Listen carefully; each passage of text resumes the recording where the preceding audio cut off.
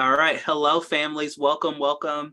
You all are slowly coming into the room, and so we're super excited that you're here with us today. Um, this is our second webinar this week about move-in, and so you all had an overwhelming response to our first one, and so we scheduled a second one for the same time the next day, and so we're super excited that you're here. This is part of our series of family webinars where we meet with important campus partners to get you the information you need and to make sure that we are interfacing with you and answering your questions. And so we're super excited that you're here. So today I am joined by Dawn Bond, who is an expert in everything move-in, and she's going to answer all of the questions that you didn't think you could ask, but that she knows the answer to. And so I'm super excited to have her here. She's going to tell you a little bit about what we're going to do with our time. The one thing I do want you to know is that the question and answer feature is currently turned off, but once Dawn finishes, I will turn it on, and you will be able to get your questions answered. So you don't need to raise your hand or do anything like that. We will answer your questions towards the end. The other thing is we get lots of questions about when will this recording be available. The recording will be available as soon as as it processes. Once we get off, I will upload it to our YouTube and our Facebook, and you'll be able to rewatch it there. And so hopefully I'll get that up by the end of the day. I did yesterday. I intend to today. And so we will get that out to you all as soon as possible, so that you can rewatch it. And then we'll also share our contact information so that you can get your questions answered after the fact if you didn't get a chance to ask us today. So without anything else, I'm going to turn it over to Dawn. And thank you so much for being here today. Of course, thanks for having us. My name is Dawn Bond. I am the Director of Operational Services, and I and my team coordinate fall move-in. We are all happy to be here. I have staff behind the scenes who will help answer questions, as well as I will take questions and answer them on screen. I am going to share screen now because I do have a presentation that I would like to go through. Share sound. Okay, I'm going to get us started. Here we go. I'm a fast talker. You got to pay attention to me. So move in, preparing and planning.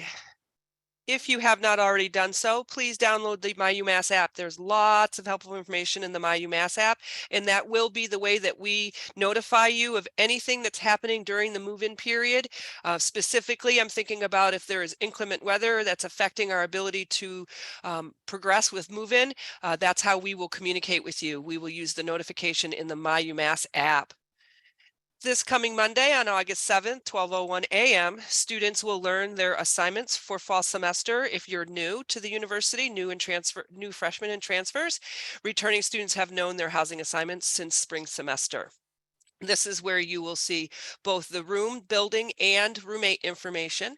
This is a great time to start to talk to your roommate if you hadn't already started doing so. And this is new information for you to plan what you're bringing and sharing space and living together for the year. A week later, on Monday, August 14th, we will launch our move-in reservation. There are two types of move-in reservations. There's students who will make a move-in reservation, and there are students who will see an assigned move-in reservation given to them. The folks who are making a move-in reservation are in most of our buildings, and those are the buildings that Minute Movers help unload and move in. And then the students who are assigned to either a building in Sylvan, a Southwest Tower, or any of the Commonwealth Honors College halls will be viewing an assigned move-in time. And the reason why is because we use a professional moving company to move in those buildings. They are a little trickier than others, and they move students in by floor, and that's what keeps us really efficient in those areas. And so I will talk about those two types of move-ins in a moment in this presentation. About 2 weeks later, we will start to transition students from summer housing into fall. Those students will move from where they're living right now to where they'll be living for the fall semester. August 31st, Thursday, August 31st is the day that we will move in all of our first year students and transfers living in McNamara Hall. The following day, we will move in the remaining transfers on our campus in John Adams Tower, as well as North Apartments, CHCRC, the 4 multi-year buildings listed here. And then we will start to move in our towers in Southwest and Patterson and McKimmey. On September 2nd, Saturday, September 2nd, all returning students remaining will check in and be moved in. This year, we created a Sam the Minuteman's checklist, and we think these are the about 7 things that if you remember anything from this presentation, that this will be good. You'll be already thinking about some important components. The first is that I strongly encourage those of you that are planning to bring your student to campus to do a quick review of the routes that we are directing you to take to not only get to our campus and get to the check-in locations that I'll talk about in a moment, but also the routes once your student's been checked in to get to the hall or to the parking lots that we've designated. The move-in planning is very intentional about not creating our own traffic jams or gridlocking ourselves. We do not take any families down the core of our campus. And so we do have very specific directions that we would like for you to follow. And I think a quick orientation prior to getting in the car and driving here is always helpful. Your student will print and bring what we call boarding pass with them. This piece of paper is necessary to check your student in the parking lot. There's a barcode on it that we scan, and unfortunately, we do not take students' phones and do that. So you must print the boarding pass. If you are bringing a second car, we strongly encourage your student to print a second copy of it because the boarding pass does include information about getting to the check-in locations as well as a QR code for directions. Your student will need their U-card or a photo ID. The U-card office will be open Thursday and Friday of move-in, and so we will take any photo ID if for any reason your student does not have their U-card. Please, when you're preparing and to pack and travel, please remember we only unload one car only. We do not allow second cars to the unload zone. They are directed to a parking lot that's adjacent to the residential area. And so only one car will be unloaded during move-in. Please follow the directions to either the east or west check-in point. If you are having a second car come, and there are some reasons why a second car would come and they're legitimate. Your student may be using a car on campus this year, or perhaps some family members are coming to be part of the experience. Second cars will follow the primary car to the check-in location, but after the student is checked in, they will leave the area and go directly to the parking lot that we've designated for that hall. So the driver of the second car also should be familiar with the routes that we've determined and how to navigate from the check-in location. And again, please just use the directions as we've determined.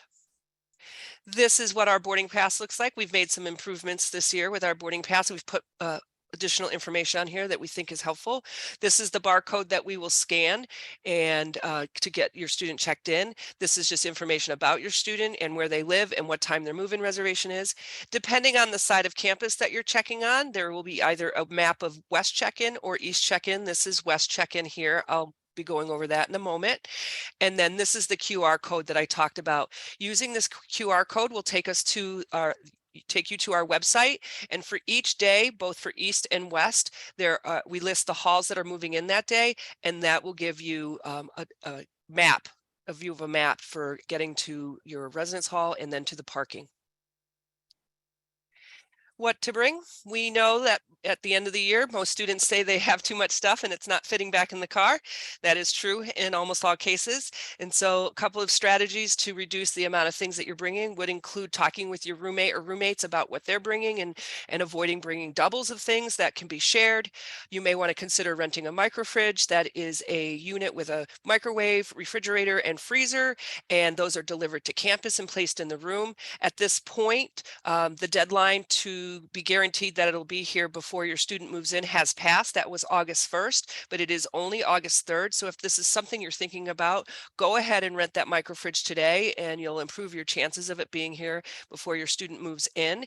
If you find out later that the roommate also ordered a micro fridge, they will, of course, allow one of the students to cancel the rental, and then you can split the cost amongst each other. We will hold a giant tag sale with all of those belongings that students donated to us at the end of the semester in May, and called New to You Tag Sale. That tag sale will be hosted here on campus Saturday of move-in weekend, Saturday of Labor Day weekend. And we also host a luggage program for our international and out-of-state students. That is where you ship directly to us. We hold those boxes in our distribution center. And this year we are going to make every effort to get them into the students' room before they arrive. Depending on when they get here, we'll also determine our ability to get them into the room. And so that luggage program program has started and boxes have started to arrive. You can begin mailing to campus August 1st. There is also some items that you should not bring and are prohibited items, and those are listed on our website. And they are typically things that cause fire hazard or other hazards that to people or property. And so for the complete list, please go to our website, and please note as well that violations of the prohibited items will go through the student conduct. We've listed here some of the essentials that we think are helpful to know about. We have a very extensive checklist on our website and in the My UMass app, and it's broken down by category. I would encourage you to just take a preview of that and see if there's anything that we thought of that you hadn't thought of, that you do think you may need. We host a linens program. That's where you buy 2 sets of linens and items to use in the shower, and those also ship directly to the university and will be placed in the room. So that's another way to save room in the car. I want to highlight 2 more pieces here is the fans. It is very hot here in September in the Valley, and most of our residence halls are not air conditioned. And so I would suggest bringing a fan or 2 with you. The fans will be out of season when you come to the Valley at the end of August, early September. The Halloween decorations are already out, and some of the other holiday decorations are out as well. So they are considered out of season by then, and they may not be available in the area. So you'll want to bring that with you. And then lastly, I'd like to highlight the iClicker. The iClicker is a classroom tool that is used often to take attendance in some of the larger classes. And it's also a way that students participate in class. Some faculty use that iClicker on the very first day of classes. And so that is something that you should have with you and not plan to have shipped to the campus upon your arrival. We do have a 1-car rule. We unload just 1 car, as many bins as it takes. We will unload that car, helping the family. This is an example of our Minute Mover team assisting this family moving in. The student should be in the car with the belongings so that when that car gets to the residence hall, they are able to unlock their door and move in. If you are bringing a second car, and again, there are a couple of reasons why that does make sense, just don't end up like this. This family missed the message about 1 car being unloaded at the unload zone. And so they have pulled off after being checked in, and they're trying to resituate the items in the car. And so we have these pull off points on both sides of campus at check-in, but I'd rather you just do that at home and just really work hard to not have belongings in the second car. Or if you do have belongings in the second car, it's important that they're light things like this family, and they're still happy. They're walking a few things in from the parking lot, but they are things that are very light. And so be thoughtful about that if you are bringing a second car and do plan to put some items in that second car. It's also important to note that bins are not available for second cars to move items from the parking lot to the residence hall either. We use every last one of our moving bins when we're operating move-in. On the east side of campus, and I will be showing you a map of that in just a moment, we run a shuttle that runs continuously throughout all 3 move-in days, the 31st, 1st, and 2nd. And the reason we do that is because the north, northeast, and Sylvan residents and families do have to walk a little bit of a distance from the designated parking lots. We have taken one of the largest parking lots offline on this side of campus, and that prohibits people from parking closer to the residential areas. And so we operate this shuttle all day long, and I'll show you that on our map in just a moment. If your student is coming by taxi or Uber, ride service, taking Peter Pan to campus, we do operate 2 shuttles that pick students up at the Brommery Center for the Arts. One goes to the east check-in location and the other one goes to the west. We will pick your student up with their luggage and take them through the queue. And so please don't pay to go through the queue with an Uber or a Lyft. We'll take you there for free and get your student to the residence hall. There are some students who are already here. Our marching band is here, a small BIOS program's here, our preseason athletes are here, and those students will transition from summer housing to fall housing. Oftentimes those students need the family needs to make another trip to campus to bring additional items. For example, students in the marching band, they usually bring what they need for the week. They're bedding for the week, their instrument, and a giant water bottle. And then once they move into their fall assignment, the family comes back up with the remainder of the items.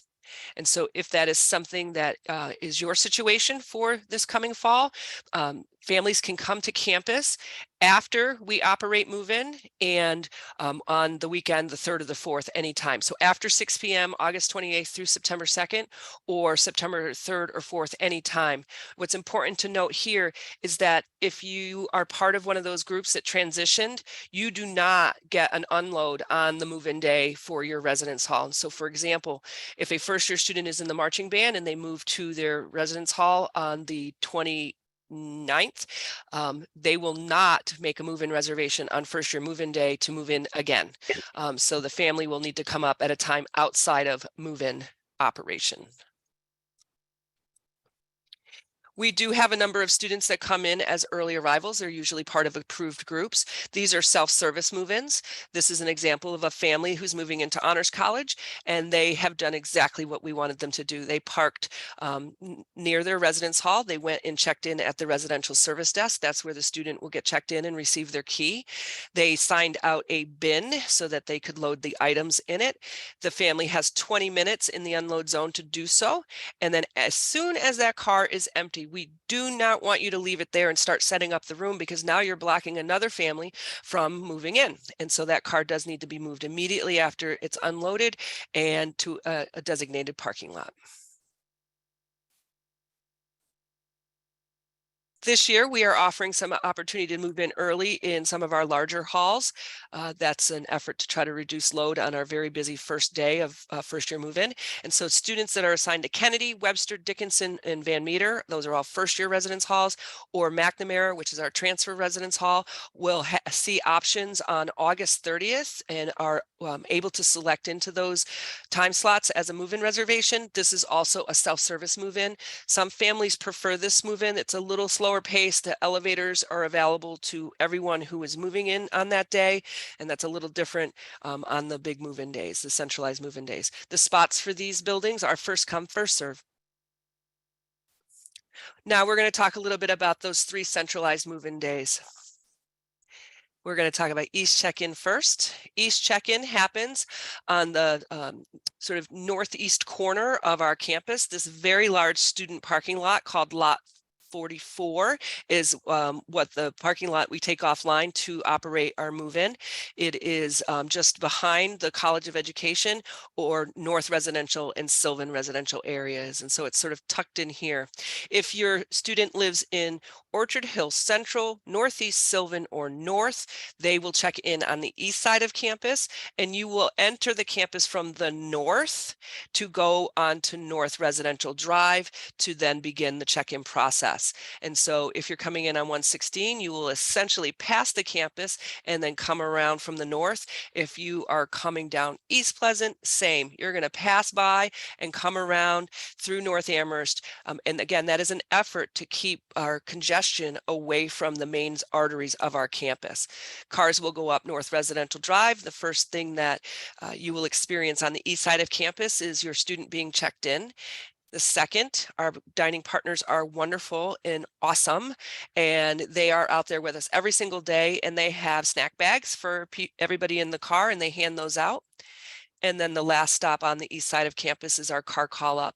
And that is one of the components of our move-in process that has helped us make it a more smooth and enjoyable experience. This is where we hold cars until there's a spot available at the unload zone for each residence hall. And there are staff who communicate back and forth, send 2 cars, send a car, send 3 cars, so that we don't traffic jam at the unload zones in all of our buildings.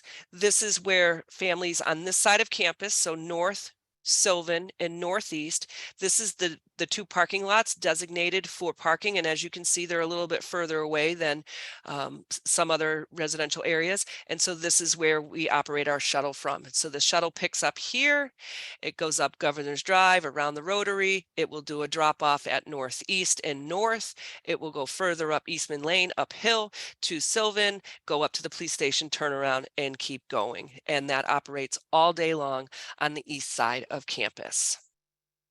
Once you go through the Station 2 on the east side of campus. Second cars will immediately leave the check-in location and go to the designated parking lot. And that's why I've emphasized that the driver of the second car should be familiar with the traffic routes and the traffic patterns for your student's residence hall.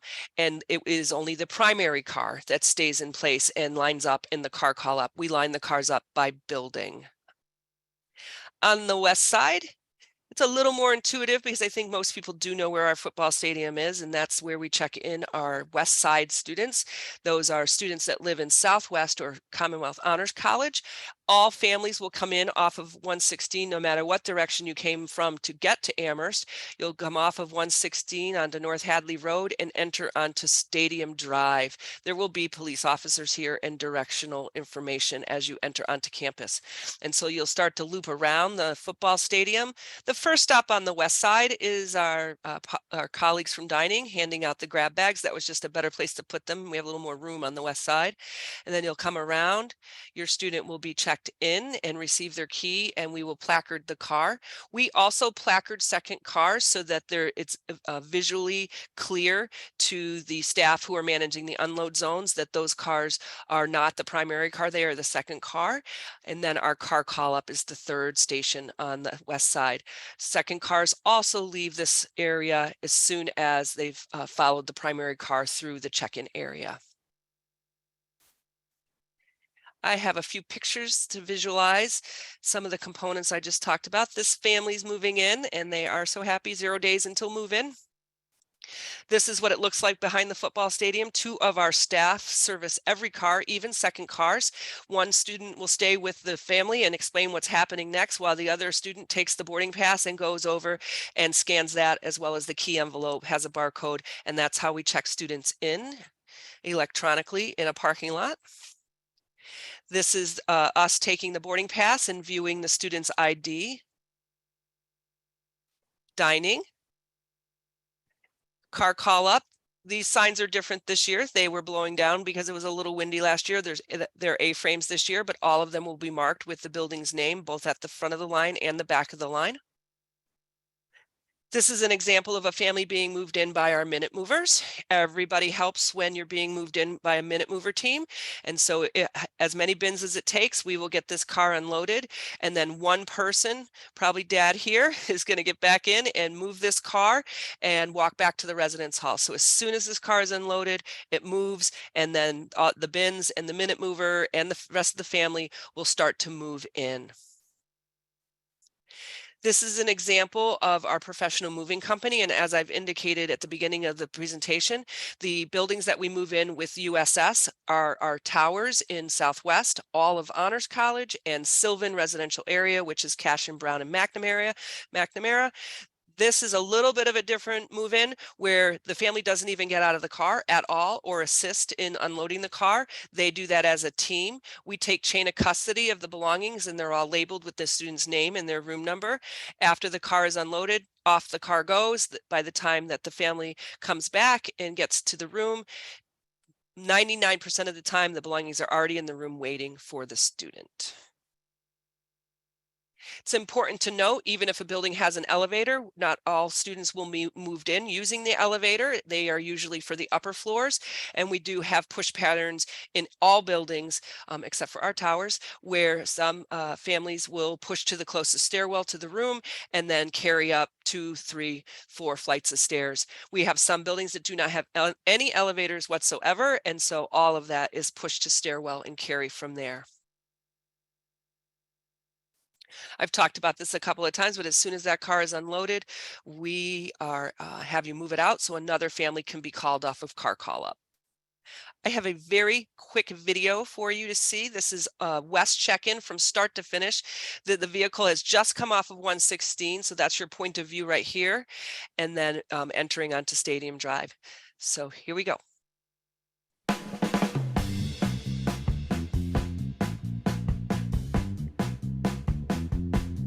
Thank you. Welcome to UMass.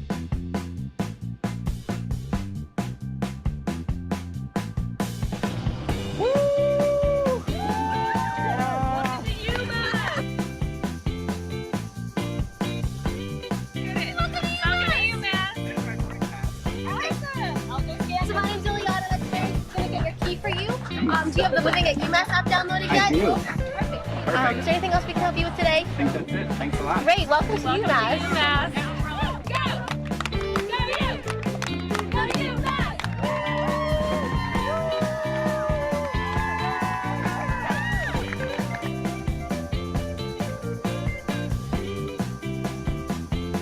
Morning, guys. Welcome to UMass. So, we're gonna get you unloaded. Fantastic. We love our Minute Movers. They are essential to our success at Move In. We have almost 400 students volunteer their time and help move families in. So as soon as you're moved in, we know probably the next thing you're going to want to do is to set up the room. And as a reminder, your student must complete the room condition form within 48 hours on Spire.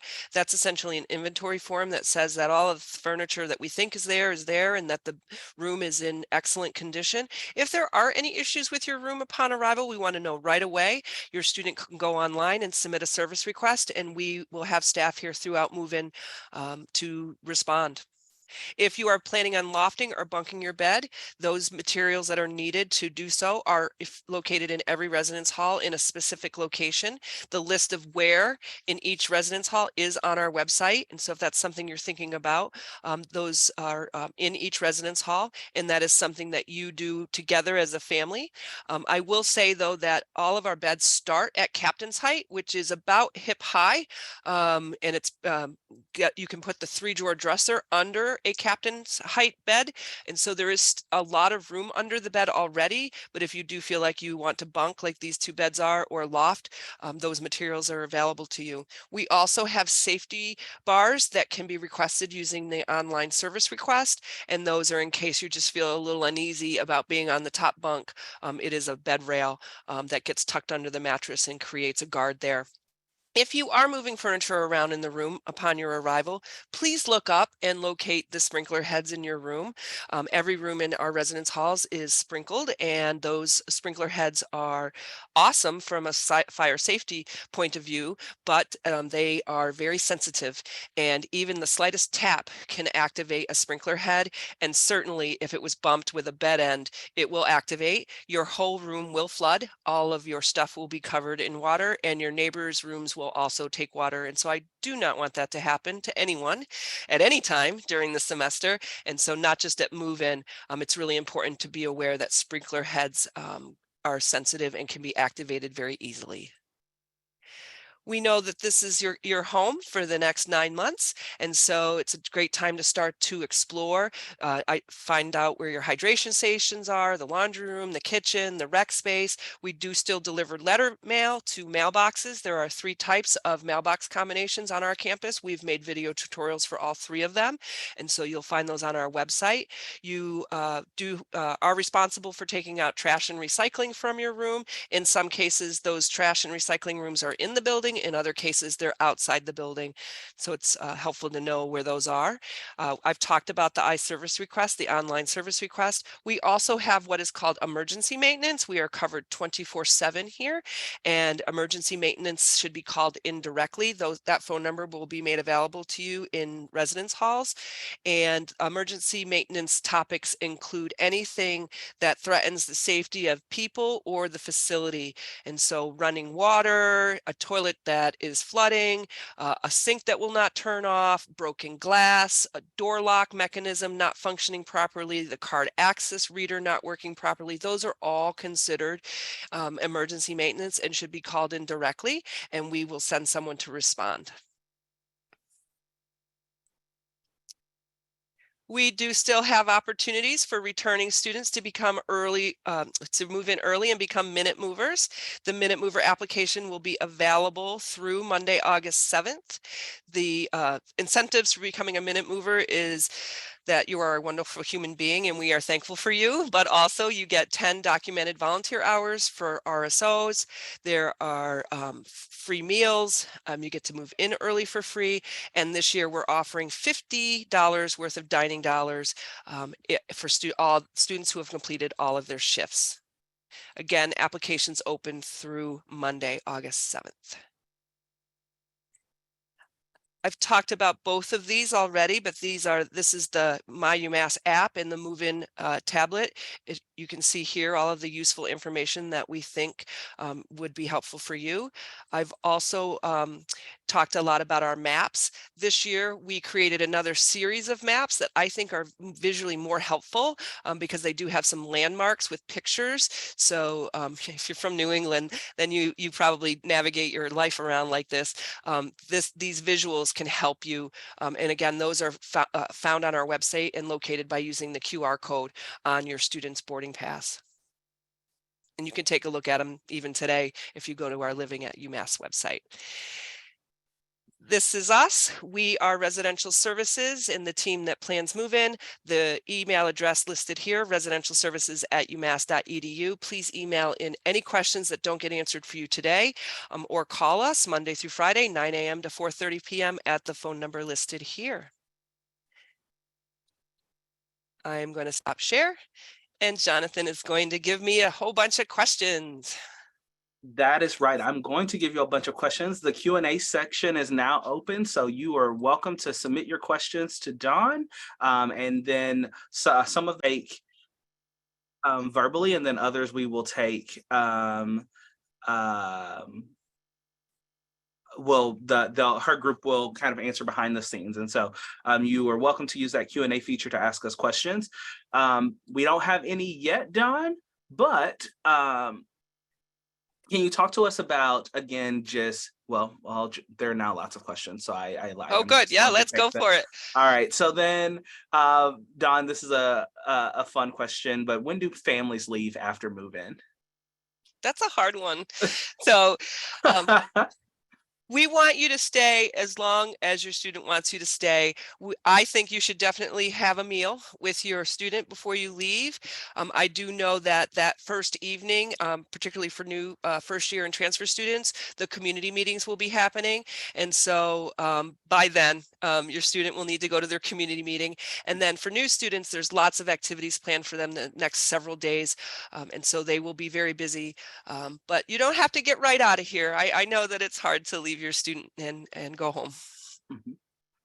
All right, Dawn. So the next question is where can boxes be shipped if the student is out of state, and who all can use that service? Absolutely.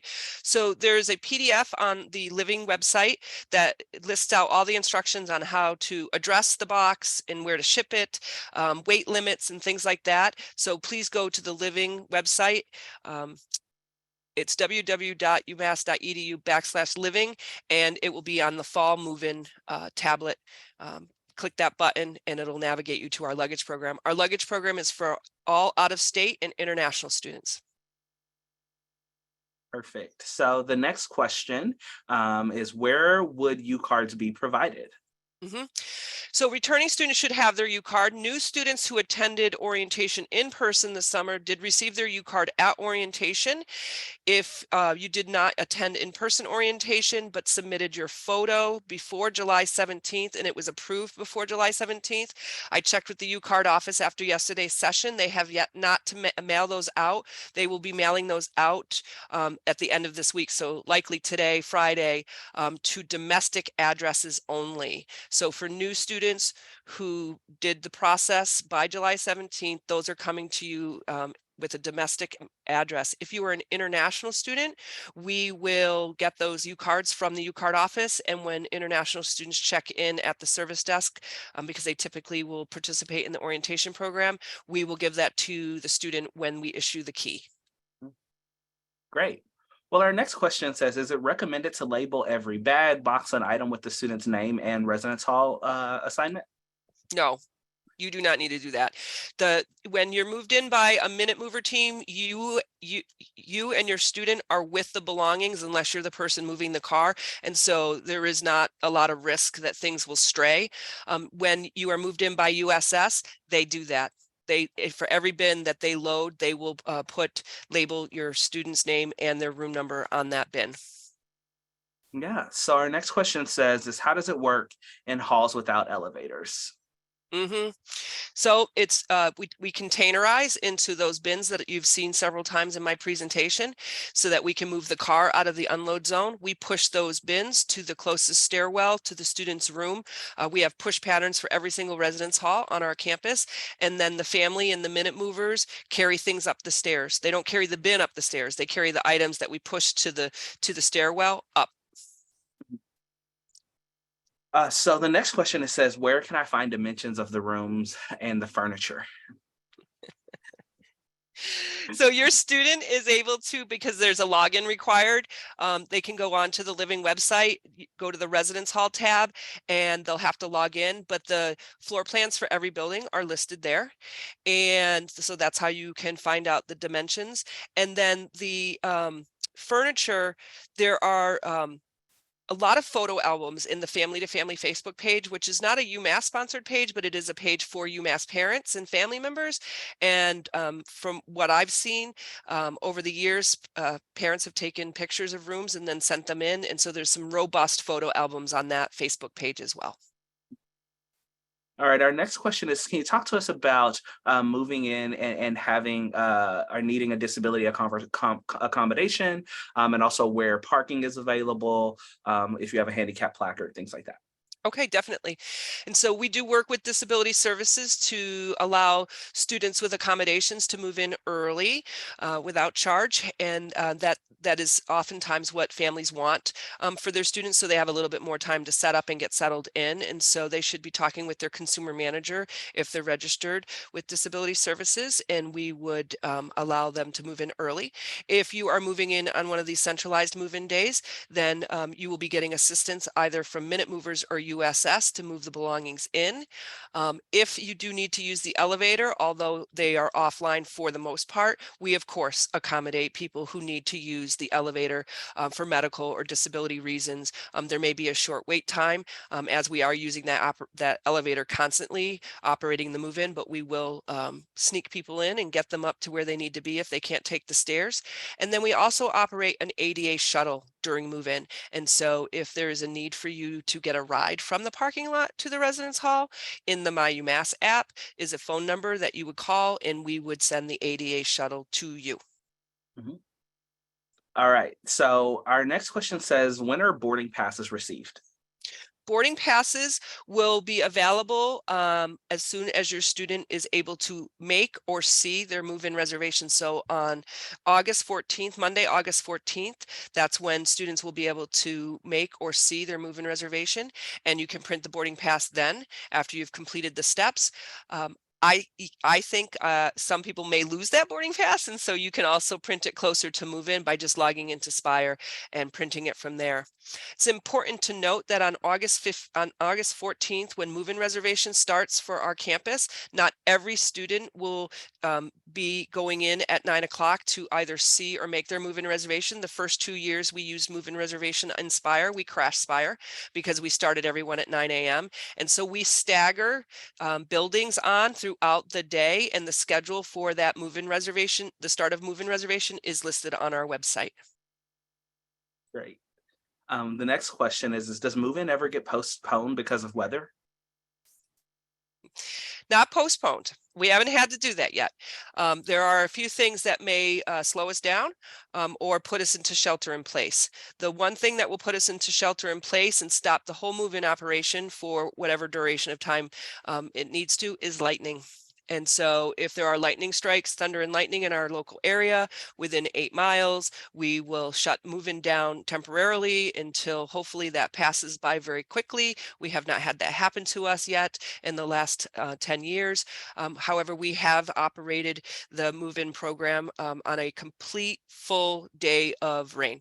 And so we will keep going, and we have tarps that we use to cover belongings as we're taking them out of the car. But there really is no way to just not move students in. So no one even think of rain that week. Yeah, don't even say it. Well, I'm not even allowed to say it, but I just said it. So Our next question says, are loft kits first come, first serve? they are. There's plenty in each hall, though. Okay. The next question says, do students stay with their things while they're being unloaded, or do they go with the car? If they're being moved in by USS, everybody in the car stays in the car and goes with the car and then walks back, because USS takes chain of custody and gets those belongings up into the room. We have staff with keys, master keys, who unlock and lock the doors behind the movers, putting the belongings in the room. If they are being moved in by a minute mover team, then the student will, unless they're driving their own car, will stay with their belongings and help move in. The minute movers are assisting the family move in. They don't do the whole move in, but the one person does have to move the car. The next question is can a student, or once a student finds out their roommate information, can they change their micro fridge reservation?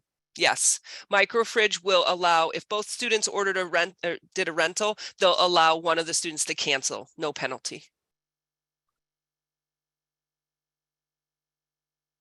All right. So the next question is, do parents need a My UMass app credentials, or can they just log, or can they just use the app? They can just use the app. You download it from the App Store. It's a free app. And then there's personas. So there is living on campus persona. There's a parent family persona, living off campus. And so you can select from there which persona you would like to see. The next question was, are dining halls open during move-in? Absolutely. Absolutely. And you should go, family members should go and have a meal with their student. It's free. Awesome. All right. So if the student is part of a early move-in group, do they need to make a move-in reservation? Yes. Yes, every student makes move-in reservation. Even our staff who will move in 2 weeks earlier than students, they make a move-in reservation. There's components that are part of the move-in reservation, signing the key agreement and printing the boarding pass, that all students will do, not just on the centralized move-in days. Okay, great. The next question is, for early move-in, are the elevators available? Yes. All right. And do students need a trash can or barrel or in recycling for their bedroom, for their residence hall room? That's a great question. No, there is a trash bin and recycling bin for every student. Each student in the room has one. Great. Next question was, do all residence halls have bike racks? They do. Most of our bike racks are outside the residence halls, and so you'll want to think about that as far as the quality of your lock on your bike. And there are just a few locations on campus where there's indoor bike storage. The one that I'm thinking of is our newest facility. Honors College does have an indoor bike storage area. All right. The next question says, are we allowed to tip or pay the minute movers or USS? That is so lovely and generous of whoever wrote that question. We discourage that. This is an opportunity for students to give back. We actually don't, we ask the minute movers to not take tips, and USS are paid staff who we work with to move families in, and so that's not necessary. The next question says, do we have to buy bed raisers? I wouldn't. I don't think that they do much. It doesn't get you very much off the floor. And as I've already indicated, we have the bed at its highest height. It's called the captain's height, and there's lots of storage space underneath that bed. In fact, you can push the 3-drawer dresser, that's our standard dresser in most rooms, under the bed when it's at captain's height. The next question says, when can I bring belongings to my student if they are in band? You can come on the day that they move into their fall room assignment, which is the 29th of August, and you can come after band camp has ended, because as soon as we check them in, they go off and practice. And so later in the day, in the late afternoon, is when you can come, or any day after that, after 6 p.m. After 6 p.m. Great. What size trash bags are needed for rooms? Gosh. So specific. I don't know how big, Wait. how big So those trash cans the are. trash bin's about this big. So Okay. I don't know how many gallons that is. They're not large. Yeah. Um, Great. Thank you for giving us that visual representation. All right. So if a student has a small or a family has a small car, how should they kind of prepare? Yeah. You may want to bring a second car. The second car will be directed to the parking lot. Put all your people in the second car and then put as many belongings as you can in the first car, including in the front seat if you need to, and just have your student drive from the check-in location to the hall so that you can maximize the space in that car. Or I've suggested yesterday, if you know somebody that has one of those car racks that they're in some cases called a Thule, maybe borrow a Thule or a car rack from a friend who has one. We will unload a Thule. All right. Do the residence halls have kitchen facilities on some floors? Most of the kitchens are on the ground or first floor, and usually there's just one in each building. And so does a student need to bring their own items for that, or are there things provided in there that they can use? They should bring their own. All right. The next question is, can we lower the bed if we want to? Yes. If you are thinking about changing your bed height, I would recommend you bring a rubber mallet. That will help you disengage the frame from the bed legs. And you need it for if you're going to loft, and having your own is usually easier than trying to go to the service desk and pick one up and then walk it back. Just purchase a rubber mallet. Yeah. The next question I'm going to answer, but it says, can parents visit again and to help their students move in more stuff? I would say, well, we want you to visit during family weekend, but Dawn will say, don't bring more stuff. So I'm going to let her say why don't bring more stuff. Depending on your situation, of course, band, right? Those parents do need to come back up with the remainder of the items.